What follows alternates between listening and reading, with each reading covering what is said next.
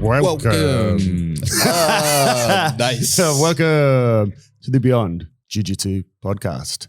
My name's Adam Childs with my co-host Kieren Lefebvre. It is episode 83 and we are talking about, are seminars worth it? Are seminars worth it? Are they worth your time and money? Energy, effort, mental capacity. Can take a lot. So we're going to chat about seminars. Obviously, I've done a whole bunch of seminars.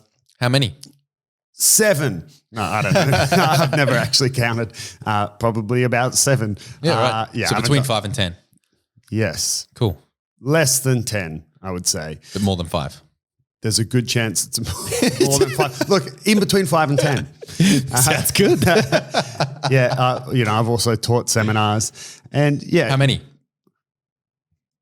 Less than 10. I don't know. I'm not famous, bro. Jeez, but more than 1. So we're going to talk a bit about seminars. Kieren just recently did his first seminar, which was an impromptu seminar. I wasn't. Yeah. So we're going to chat a little bit about those. However, I know we try to get a bit more into the topic of the episode. I do want to clarify something from episode 81. We have a correction.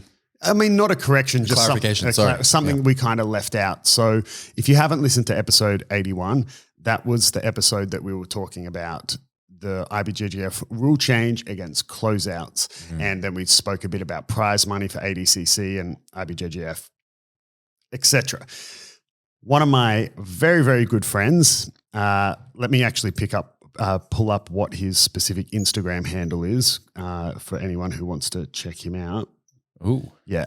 So his Instagram is Ali Monferradi. He's a friend of mine from Brazil, but he's from Bahrain. He has his own gym in Bahrain, which is called Elements Jiu Jitsu. Nice.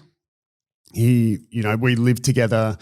Not live together. We both lived and trained together in Brazil pretty much the exact same time. We were both pretty much there for 2011 to 2016, more or less. And he won worlds at Blue Belt. And now he's back in Bahrain where he's from with his gym and doing really well.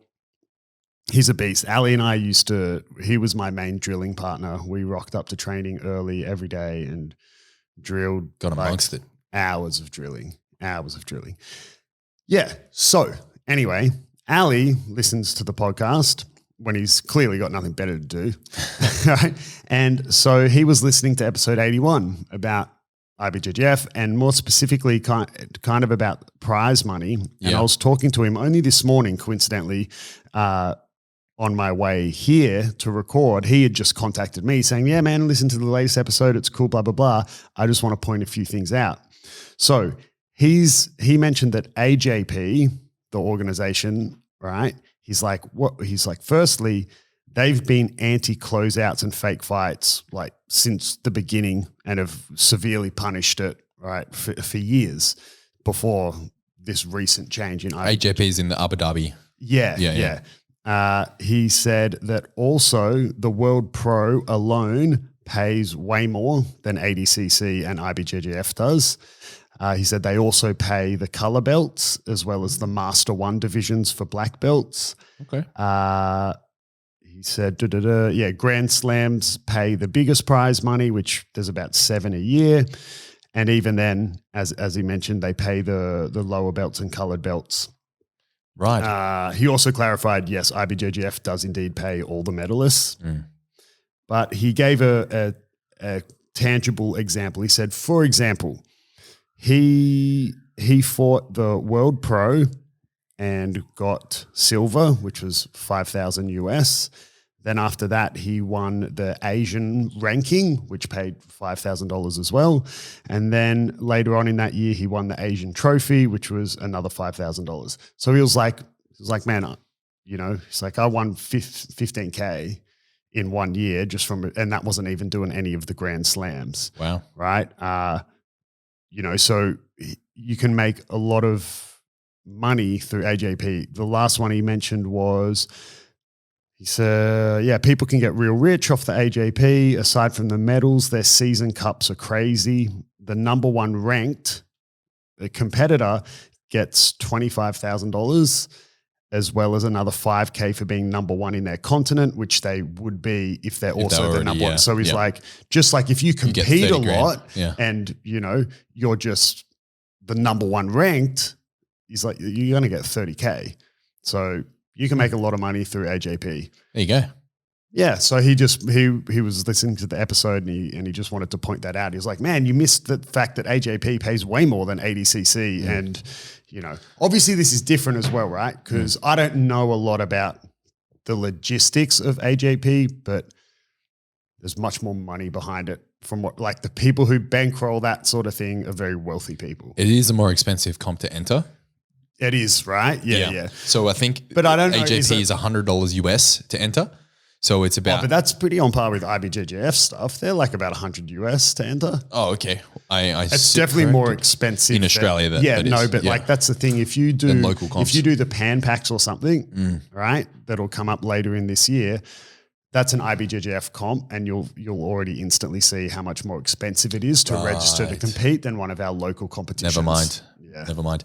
And I have competed in AJP, and I did notice that the rules were very slightly different. Yeah. And they were very strictly enforced. Like they have like obviously their rule set, their procedures or whatever. And I mean, in a local comp, when there's no real stakes on the line, it's just like a local one-off sort of thing. You know, the refs are like, they enforce the rules, but it's kind of like, don't worry about it. But with the AJP, it was like, nah, like that was like the first time my gi was actually inspected, for example. You know what I mean? Whereas local comps, I've never had my gi inspected. Yeah. So yeah, you can, by the sounds of it, make a lot of money. Yeah. I mean, it's for us, that money would quite quickly be negated by the cost of your flights and accommodation. But if you live in that part of the world where they have their seasonal cups and where all the comps are held. Yeah, it could be worth going into for sure. A lot of money can be made. A lot of money can also be made doing seminars. You can make a buttload of money doing seminars, especially if you've done as many as me, which is more than one. But less than 10. Less than 10. Excellent. Yeah. What are your thoughts on, well, actually, let's talk a little bit about who we had for a seminar. We had a last minute seminar. Well, I'm going to let you do the introduction, but it was essentially a very last moment seminar because this athlete had a fight that was cancelled last minute. So he was in the area and all of a sudden available. Yeah. So it was scheduled, I think, like 5 days or less before the seminar. So very last minute. And it was awesome.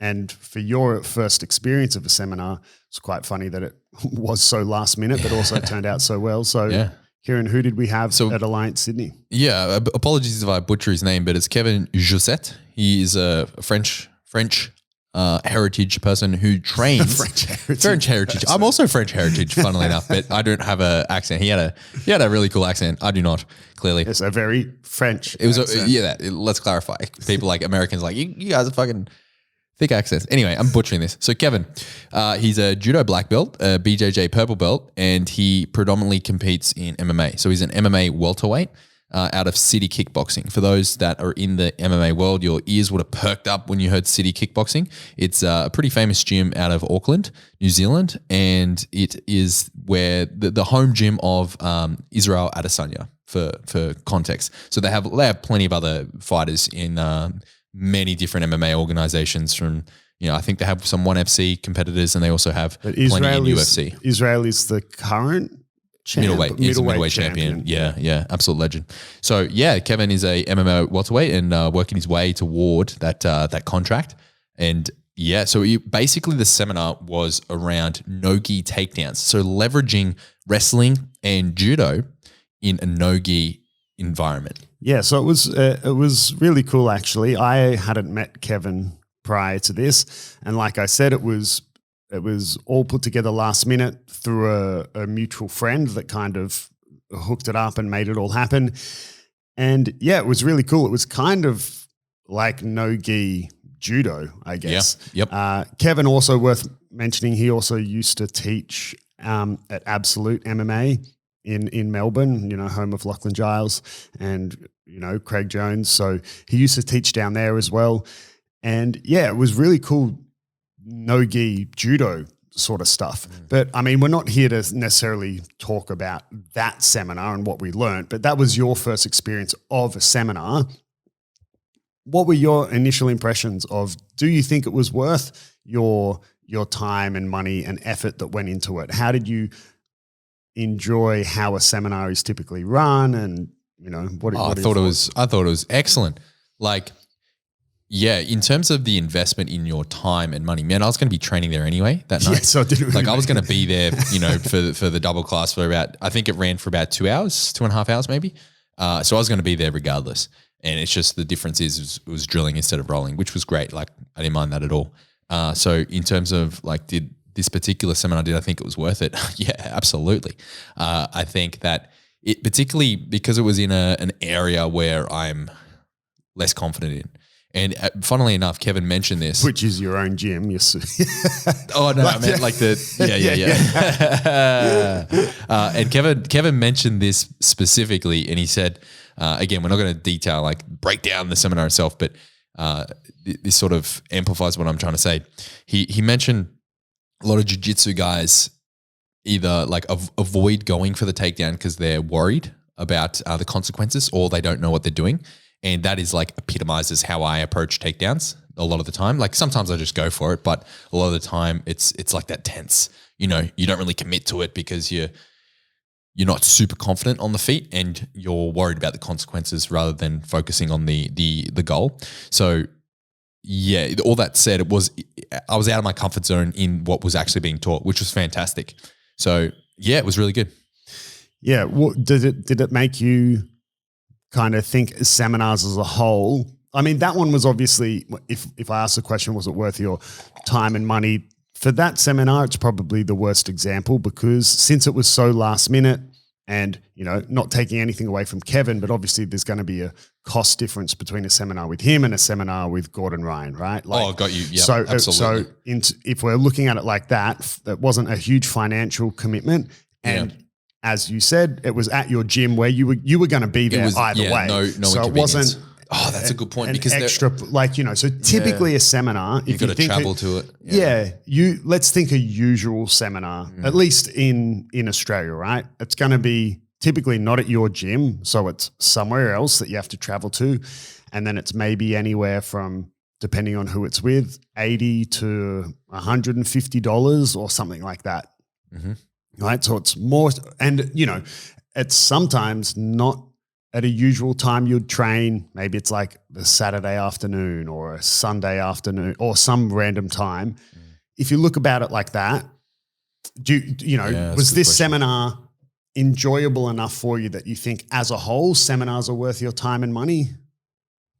That putting it in perspective like that, I'm trying to imagine, because sometimes there's seminars held like where you need to travel. Like, for example, there was one recently, like a 2-day event. It was up in Byron Bay and a bunch of people from our gym went to it. Oh yeah. That was, like last year, right? I think it was last year. In between the our lockdowns. 2 lockdowns that we had in Australia. Exactly. I'm not sure of the price of it, but it definitely was more than, it was $100. Like a camp. And the people that went were raving about it. They got a lot out of it. So, I mean, if you're someone that really enjoys jiu-jitsu and you don't mind dedicating an entire, weekend for it, which I do anyway for competition, so absolutely I think it's worth it. Obviously that would then come down to the individual seminars, how well they're conducted and what you're actually learning. But seminars as a concept, which I think is what we're sort of gravitating toward here, is definitely, I think, if you're interested enough in jiu-jitsu to dedicate a weekend, then it's 100% worth it. Yeah. Yeah. I mean, I'm going to just sort of not play the devil's advocate, but I'm going to try to think about it or explain it in a different way. Yeah. A lot of it can be put down to who the seminar's with. Yeah. So I'll give you a couple of examples because I've been to good seminars and bad seminars, right? So I've been to a seminar like the one with Kevin that was at my gym in Brazil. So I was going to be there training anyway. This one was actually free for Fabio. Actually, well, now the gym's owned by Fabio and Michael Lange. They actually do, usually try to do one seminar a year, and it's free for all the members, right? For example, they just recently, 1 week ago, 2 weeks ago, had Andre Galval in there doing a seminar. So it's not even just a thing where it's only Alliance athletes that they have in. I mean, he had, while I was in Brazil, did one with Braulio Estima. Oh, cool. I unfortunately was out injured at that time, or I was even overseas. I can't remember, but I wasn't there. But, he's had Marcelo Garcia and Cobrinha, and these were all free seminars for members of the gym. So I've had seminars like that, but I've also been to seminars that were terrible that I had to travel to and I had to pay money to. So I'll give you an example. The very first seminar I went to was with Rickson Gracie, and it was probably one of the shittest seminars I've been to. Ooh. It was, first of all, 2.5, 3 hours drive away. Had to drive there. Can't remember how much it was. But was this in Brazil? Yeah. I can't remember how much it was, but it was expensive. And, actually, no, I don't want to say one of the shittest seminars. Like the seminar was fine, but it was funny because my first ever jiu-jitsu coach was a guy named Shane Rice, who's a black belt from Rickson.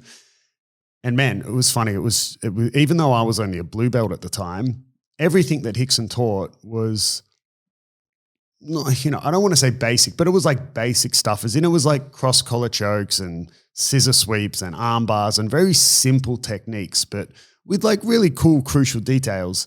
But as someone who would, spent his first year with a Rickson black belt, it was literally, I was just watching it and I was like, this is the exact same stuff that Shane has taught, obviously, right? Because Shane got his black belt from Rickson.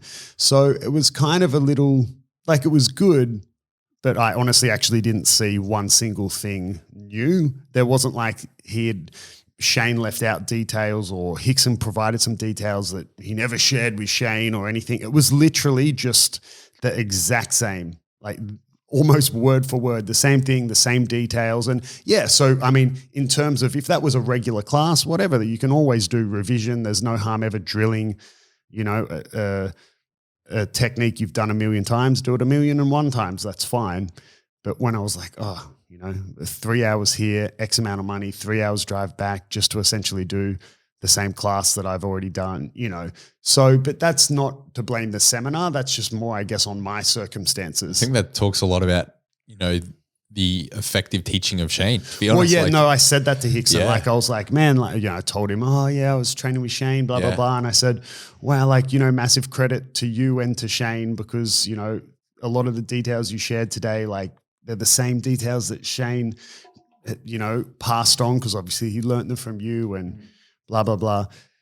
Yeah, but it's also, I don't know if he still does this, but apparently it's quite normal and the way Rickson teaches seminars, because he did this in the seminar that I went to, the way he teaches it, let's say he's teaching an armbar, he'll call someone out, a black belt out from the seminar and be like, come, do an armbar. And they'll do an armbar and he goes, wrong. Go away, and then shows his way of doing it, and for every technique, you can't show me your scissor sweep, wrong, and then send them away, and then it's quite sort of a bit of a dick. Yeah, that's a bit degrading, especially because there's 1,000,000 ways to do the same technique.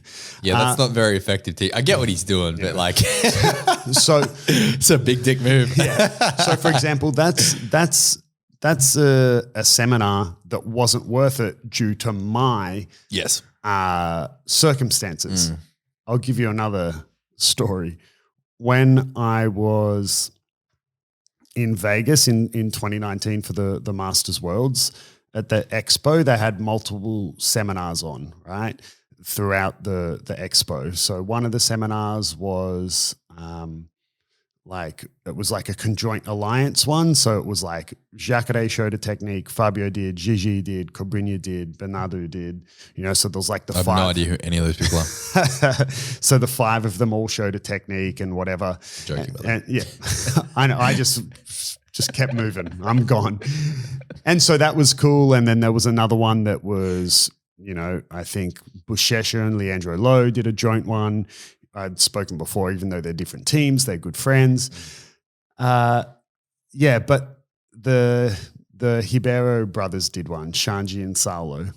And man, I didn't participate in this one because you had to register. They only had limited spots. They were free for anyone in the expo, but you had to, kind of like when a new iPhone comes out and you see people queuing up out the front of the Apple store, you have to be like, oh, the seminar's on at 3:00 and at 1:00 you're there standing in the line, sort of thing. So I didn't do that seminar because I was also at the event working. So, I had other shit to do. But I remember watching it and I remember actually looking over and I kind of looked at Fabio with this shocked look on my face. And Fabio was like, oh yeah, that's how they do their seminars for the first 30 minutes. They were just doing a warm up, bro. They're doing a seminar and having people jog in the circle and doing push-ups. And I was like, and Fabio was like, yeah, that's it. No, he didn't say that's what they do. He said they did the same last year. Yeah, wait. And I was like, man, I'm not doing a fucking warm up in a seminar. Bruh.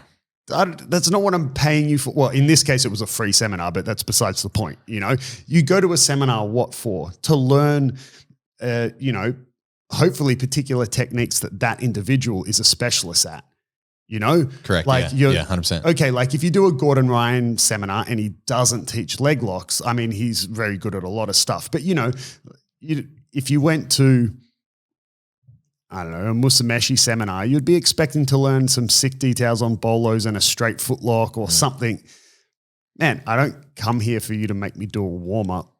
And it wasn't like, a 2-minute warm up. Okay, guys, it wasn't something like, all right, guys, I just want you to do, 10 hip escapes, 10 technical stand-ups and 10 sprawls just to get the blood going and then we'll jump in. No, man, they were doing like it was a class, like your full typical 15-minute fucking jiu-jitsu warm-up. Hundreds of people just running in a circle on this mat. And I was like, what is happening? I remember Fabio just being like, yeah, they did the same last year. Wow, that's a good way to burn 15 minutes. Well, I would be furious if I had to do paid for that in a seminar. So would that be worth it? No, it'd be fucking terrible. Yeah. But, talking about seminars as a whole, I think they're worth it. Kind of like your point. If you have the time and if you have the money, the overall investment is worth it. But will there always be a return on that investment? No. Right? You could think about it literally like investing money. It was worth it because it was a calculated, risk or, investing any money in the stock market or whatever. It's always a risk. It's gambling. And if you lose it, it's not worth it because there wasn't a return, but you might have gone it was worth the risk. It was a calculation. With all the information that we had, exactly. It was worth the investment, even though it didn't pan out. Exactly, right? So I think seminars like that, if you think about it like that, if you've got the time and money, the investment is always worth it, but there might not be a return on it. And I'll tell you what I mean, why there might not be a return. More specifically. So yeah, you could just go to a shit seminar like the Hickson one I did that was bad because of my individual history and what led me to that point, or it could be shit because they make you do a warm up. But I think there's a better way to think about it, right? And I think this is maybe one of my best analogies yet. An analogy? Yes, bro. But a fucking cracking one. All right. So think about it like this. It's kind of like going to a concert to see whatever band. I don't know, let's say you like, I don't know, who's someone that everyone would know? Nickelback. Yes, Nickelback. I know. It's like, let's say you go to see the Red Hot Chili Peppers or someone, and yeah, it was good, but you leave and someone goes, man, how was the concert? You go, yeah, it was good. How's the Chili Peppers? Oh, it was good, but fuck, they didn't play my favorite song. You're going to a seminar to learn certain things you hope to get from this person, but they might not always give you what you want. So the seminar like I said, you might be going to a Gordon Ryan seminar hoping to learn super sick leg lock entries and entanglements or escapes from heel hooks and whatever. But maybe the whole seminar he decides to teach body lock passing. And you're not going to say, oh, it was shit, but maybe it was like, it was good, but man, they didn't play many songs from my favorite album or something like that. That's a good analogy. It's a fucking perfect analogy, bro. It's a very good analogy.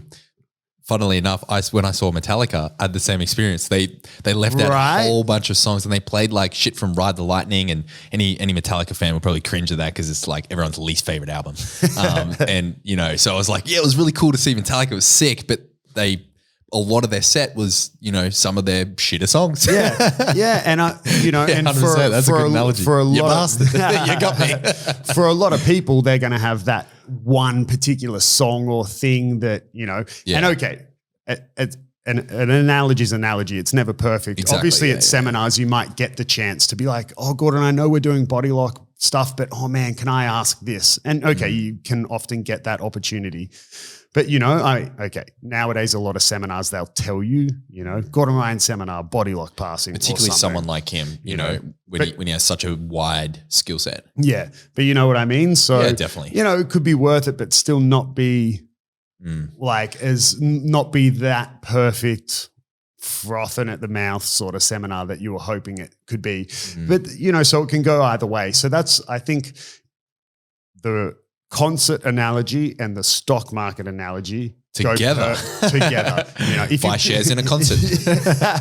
Yeah. So as a whole, if you've got the time and money, it's always worth the investment. But the investment might not have a return. What do you think about if you had the opportunity? Say you go for a seminar, maybe not necessarily a boot camp, but you have a seminar it's on a Saturday lunchtime. It starts or something like that. It's 2 hours with Gordon Ryan, and then you had the opportunity to book in a private lesson with him afterwards.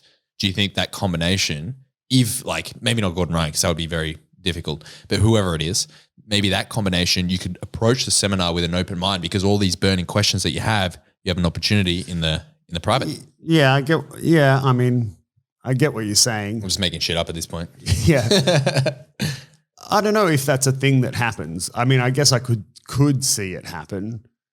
But I don't know how many people approach a seminar knowing that they're having a private with the person afterwards. Yeah. The only reason. And if I were to have a private with the person afterwards, I would kind of think, what's the point of the seminar? Because I'm about to have them to myself for an hour. Right, good point. The reason that I'm bringing up that very niche example is because Anthony, who went to the Byron Bay seminar with all those people last year, that camp, the camp, there was a whole bunch of seminar sessions throughout. So it's a little bit different. It's kind of like multiple seminars in one. But he had privates with specific people he wanted to learn from in between the sessions. So, I mean, that's a very niche example. Yeah, but that camp was also a bit different because they had outside of the seminars teaching portions, they then had, open mat / competition class. So they were also just with this. Yeah, I don't think seminar was the best way to describe it. It was like all a camp. Yeah, it was, so you would still have the seminar portion with whoever, but then later on that day, you were just in a regular class with them anyway. So you probably got to roll with them, talk to them and ask them questions. And I would love to do something like that. I think that format really, really interests me. If I know that they used to do this, I don't know what the go is now because of the whole DDS split, but I know that the Danaher team used to do camps like that and they would hold it in, I don't know, fucking Thailand or somewhere, and people would fly in for this camp, and it was like a 2-3 day event where you're with, the likes of Danaher and Gordon Ryan and Craig Jones and Gary Turner, whoever else was there at the time, and then you'd have that opportunity to roll with them, to talk to them. I know Andreas, a brown belt that isn't currently in the country, but trains at Alliance when he's here. He did something like that, and he raves about it still to this day. He did it as a purple belt, I believe, a long time ago, and he still raves about it like one of the best jiu-jitsu experiences he's ever had. So doing something like that really interests me, like going, there's something romantic about it, going overseas for a camp, you know what I mean? Like romantic well, in a sense, like fucking exciting, it's fucking cool. Prior to COVID, there would be a bunch of camps that took place on cruise liners. So you would fucked. Yeah, no joke. You would do like a 5-day cruise as part of a jiu-jitsu camp. But obviously COVID decimated the cruise line industry. Yeah. Fuck. That would just be a piss up. That would turn into a piss up. Man.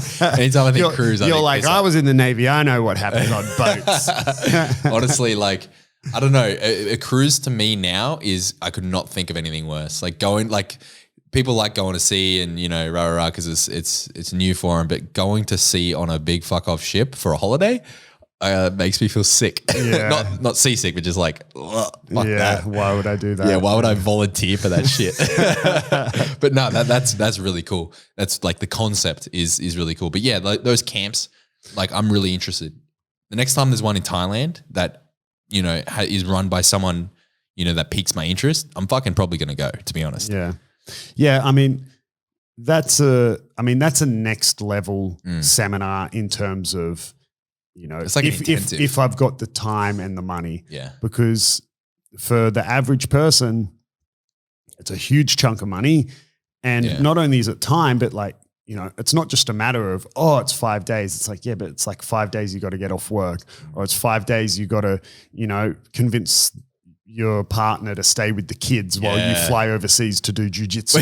You know, like, I mean, it's so, yeah, is that worth it? For sure. If you've got the time and the money, again, the same sort of stock market analogy, I think it's always going to be worth it if you've got the time and the money. Yeah. If you got the time, the money and you're willing, then fuck, I don't see why it's not worth it. That's like the recipe, right? Yeah.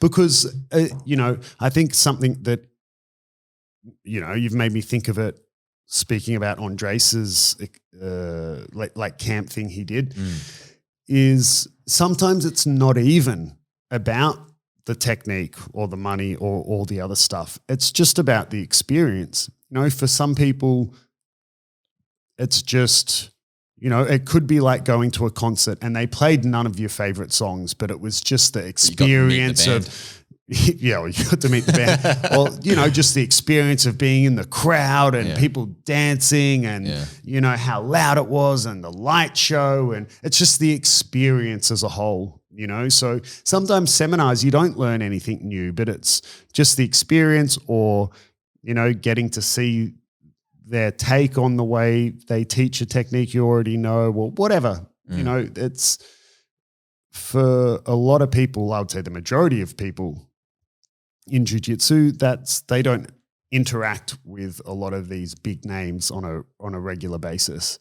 You know, I remember for me, we spoke ages ago. What episode was it? Like Never Meet Your Heroes or Should You Meet Your Heroes or something like that. That was a little while ago.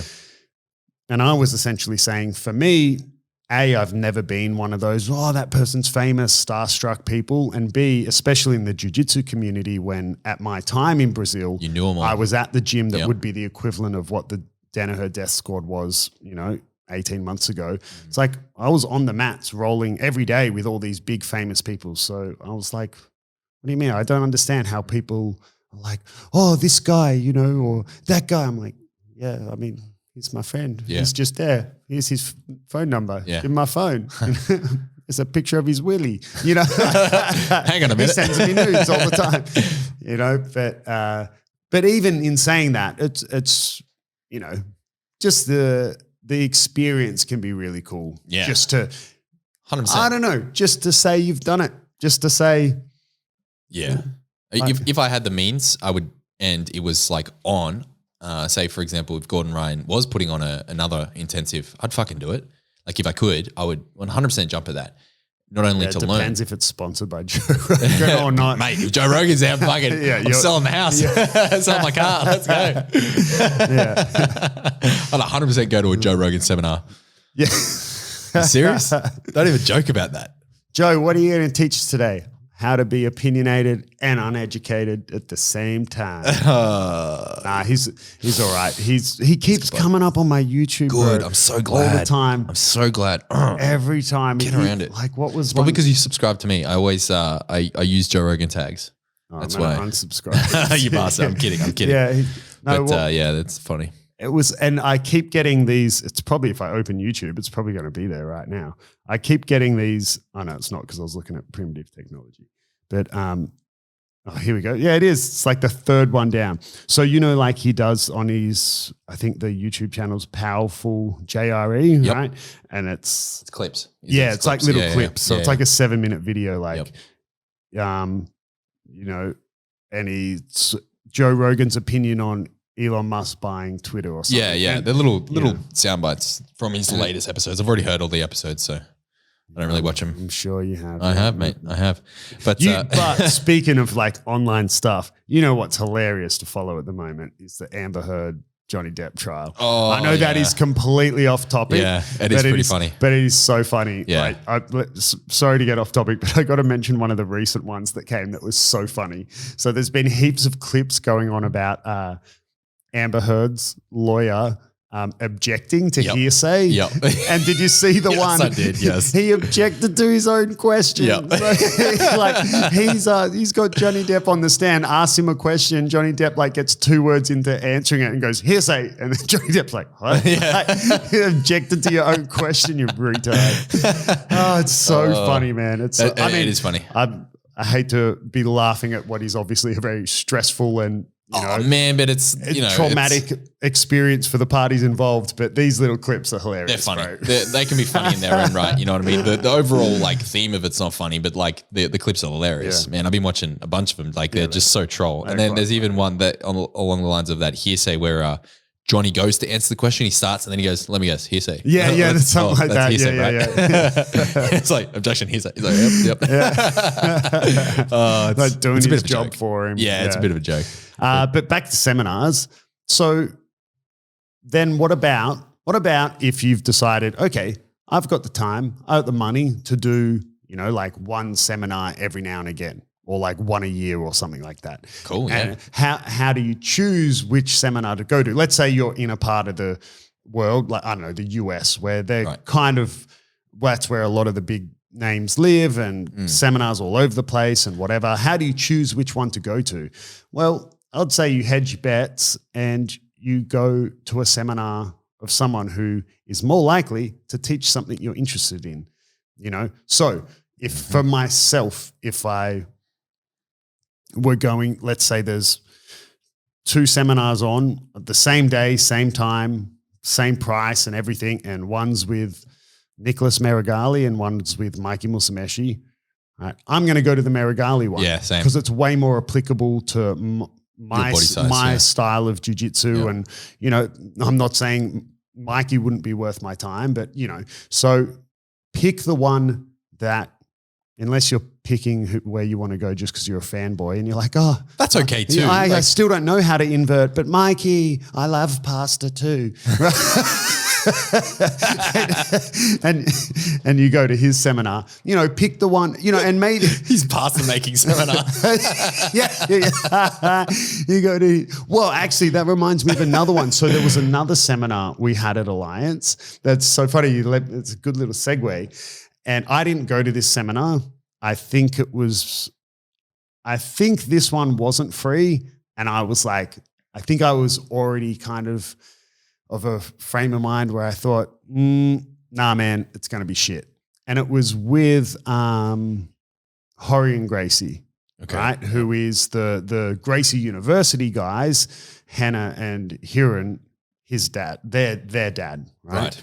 And I met him actually prior to the seminar, just in the gym. I'd finished a class and he was walking in, man, super nice guy, came up to me, introduced himself, super humble, introduced himself as if I didn't know who he was, which I guess shows that. He's like, oh, hi, I'm Horian, how are you? And I was like, yeah, bro, I know who you fucking are. But anyway, he was really nice. It's like Joe Rogan walking in and saying, oh, hi, my name's Joe Rogan. Joe, what'd you say your name was? Joe? Tom? Joe? Jimmy? Jimmy. Hogan, Mr. Hogan. But anyway, he was really nice. And then some of my friends at the gym who went to the seminar afterwards, I was like, oh, how was the seminar? And they were like, essentially they said it was shit. They said he taught one technique, which was a cross collar choke from guard or something, which didn't have any game-changing details, but of course was a legitimate details in a cross collar choke. They said he taught one technique, and then the whole thing was him just talking about the Gracie diet and his new book that was coming out. Yeah. I've had so many questions on the Gracie diet, just through like the nutrition videos I put out, the jiu-jitsu nutrition videos on YouTube. And man, I've looked into it. It's a bit of a cult. It's not really a diet. It's like more of their fucking life vision put on paper. You know what I mean? Yeah, they're like fucking approach to life.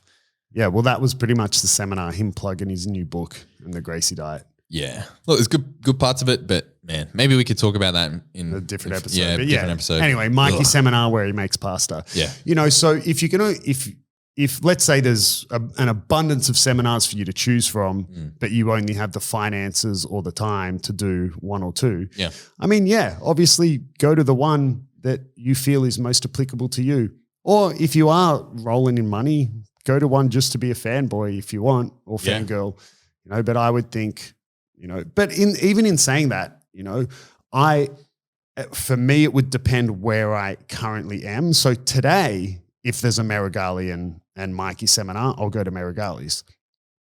But maybe that tomorrow. Tomorrow I'll go to Mikey's because I went to Marigali's yesterday. You know, but at a different point, if you would ask me this question like 18 months ago, where I was kind of not addicted to, but I've spoken before about how I keep jiu-jitsu fun, and I think about it almost like video games. I play one character or one video game for a while, and as soon as it's not fun, I play a different one, and I'm like that with my jiu-jitsu. I kind of, you know, get addicted and tunnel vision to one particular set of techniques or positions or whatever for a while. And 18 months ago, that happened to be bearing bolos. Just even though they're not part of my game, I don't. You wanted to go. I just wanted to play with them and learn more about them. So if you had asked me this question 18 months ago, I would have said Mikey's seminar because that's what I was into at that point in time. You know, so for most people, that's going to change as well. The kind of the last thing that I want to make as a bullet point, I mean, I could talk a lot more about seminars, but as a bullet point is this, I get asked this sometimes from lower belts, you know, particularly white belts, if they should do seminars. And that's more of a, is it worth it? No situation for me, I think, because if you're really new into the sport, a lot of what is often taught at a seminar is way above the level of a white belt. Yeah. You know, because you got to think these guys, let's say Gordon Ryan, right? You know, he's having hundreds of other black belts come to his seminar. So if he's just teaching the most basic sort of like, I don't know, half guard sweep or something, a lot of the black belts are going to be, you know, not get a lot out of it. It's not what people are paying to see, you know, like. Totally agree. It'd be like anything, you know, paying to do a freaking masterclass with, you know, Gordon Ramsay, and he just teaches you, I don't know, how to slice bread. You'd be like, oh, I already knew how to do that because I'm already a chef. I want you to teach me how to make like, you know. There's a level of assumed knowledge, man. Yeah. So white belts, what you're really going to get out of it is kind of the experience. We had that camp that we keep talking about in Byron. We had a white belt go up to it, and he had asked me prior to it, should I go? Am I going to get a lot out of it? And I said to him, I was kind of like, man, I don't think you're going to get much out of it. You're still really new. What the guys who were teaching it was Taliesin Suarez, Levi, Ari, and Hope. They're all kind of bearing bolo-ish sort of guys. And this guy is new, older, you know, heavier guy, can't invert yet. I'm like, you're not going to get a lot out of it. But, you know, if you got the time and the money, and he essentially just said, man, I just need a fucking holiday. And I was like, man, then go. Cool send. Then go, you know, like. Go for it. If you've got the time and the money and you're needing a holiday anyway, for sure, go. It's 5 days, sick. And he went and he actually got injured while he was there on like the first day. But anyway, he had the holiday. But yeah, you know, so if you're relatively new, I don't think you're going to get a lot out of a seminar. And it's kind of the same as with privates. You know, when I get brand new people wanting to do privates with me, I say, look, yeah, cool, but I'm going to charge you more than that dude over there. And we're both going to show you the same thing. You know, we're both going to teach you what a hip escape, like I mean brand new is in, sometimes people want to start jiu-jitsu but with some privates first. Yeah. So I mean brand new is in, they don't know what a hip escape is, let alone how to do it. I'm like, man, me and that purple belt are going to be teaching you the same thing. Yeah. You know, the only difference is I'm going to charge you more. Yep. You know, so it's kind of like that, depending on how new you are. You know, the closer to the I'm brand new line you are, the less worth it seminars are. You know, so That I don't makes want to perfect say sense. they're not worth it for white belts because everyone's different. But I mean, if you're towards that, I'm very new and I don't know what the fuck jiu-jitsu is, don't waste your time and money with the seminar. Already the stuff you're learning in class is probably going to go over your head.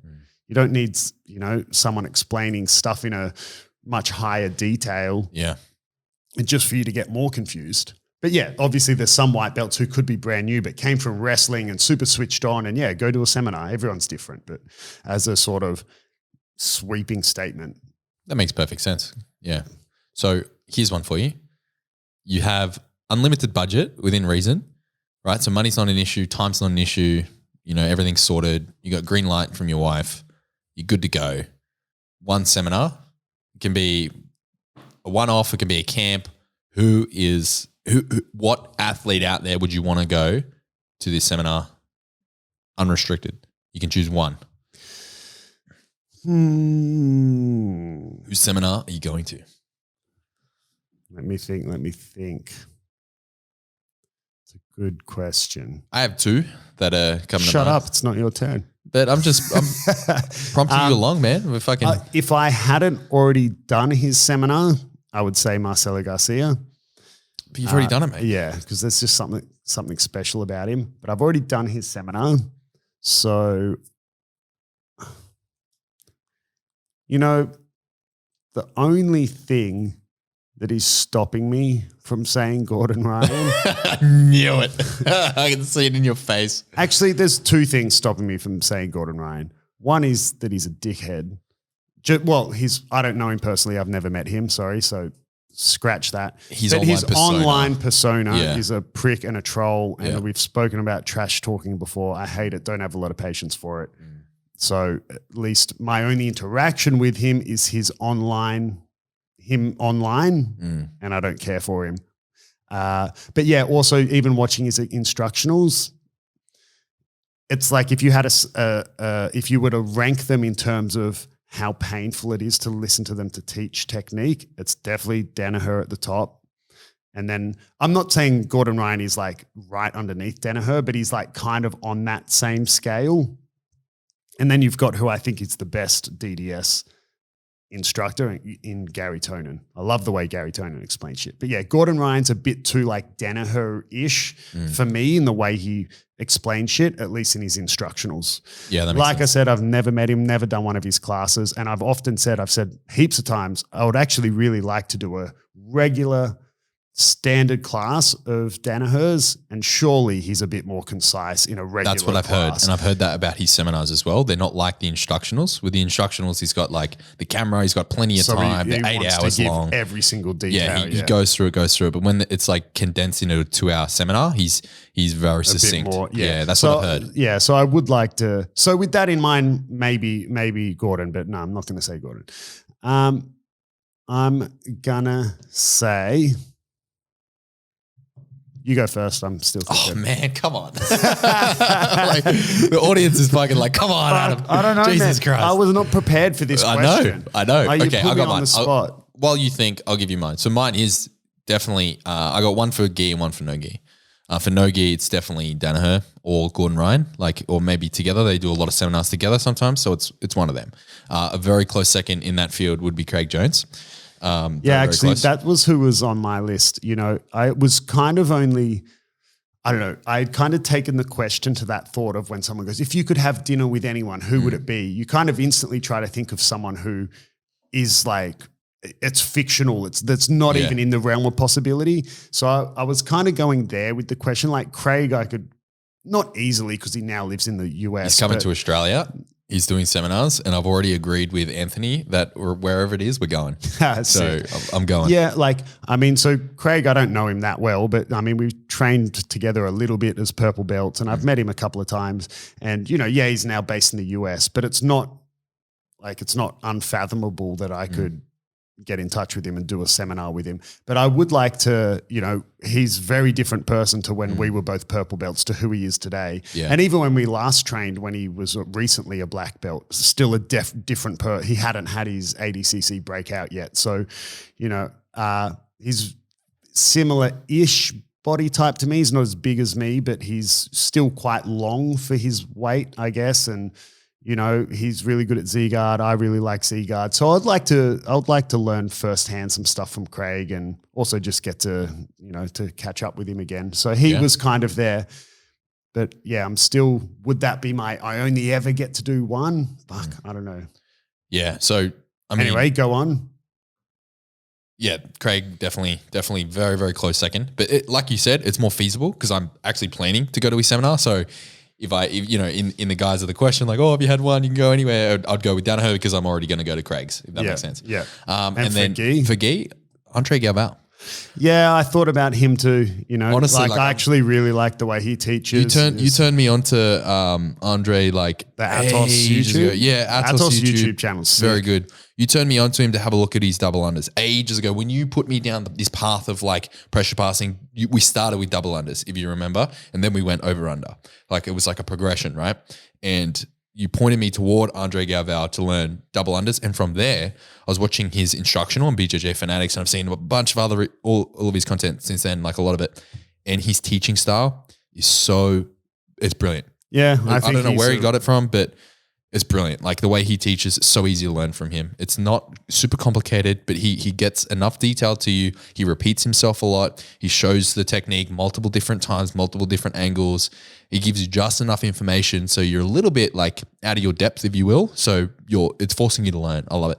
Yeah, he teaches really well. Yeah. Yeah, so I thought of him too. And I like his style. Yeah. Yeah. But yeah, I don't know. I can't come to a conclusive decision. Give us like your top three then. I know, yeah, like for sure. I'd like to train again with Craig. I'd like to do one with Galval. That's two. So you stole two of mine. Got it.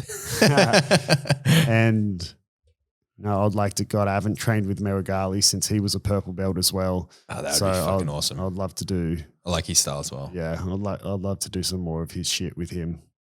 Yeah. And then, as well, like so many. I know I trained a lot ones, of these people, like, as I've mentioned Mikey as well. I'd love to do a seminar with Mikey to get more bolo details. But it's also like, fuck, I used to train with Levi all the time. I could just train with him again and get football. Like, so I don't know.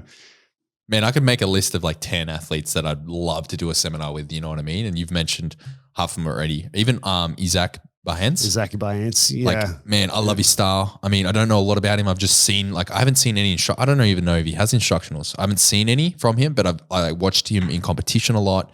All his competition footage, man. I've seen most of his fights, at least pretty much all of his semifinals and finals for the last like fucking 5-6 years. So absolute weapon of an athlete, very similar to me in terms of like size. What about Bernardo? Would you do a seminar with Bernardo? It was next. Yeah, Bernardo, because I've been learning a lot from his instructionals about over under. So with my current game, Bernardo would have been like very close second in the gi after Andre Galvao. But I'm a little bit of a fanboy of Andre Galvao. I don't know why. But yeah, probably all the acai. Yeah, it's all that Jesus and the fucking weights and plates, baby. But I really like Andre. Like, I don't buy into all that bullshit with him and Gordon. Like, whatever, I don't care. But I mean, historically, if you look at him on paper, like his career has been amazing. So I respect him a lot. And yeah, definitely Bernardo as well. He's up there.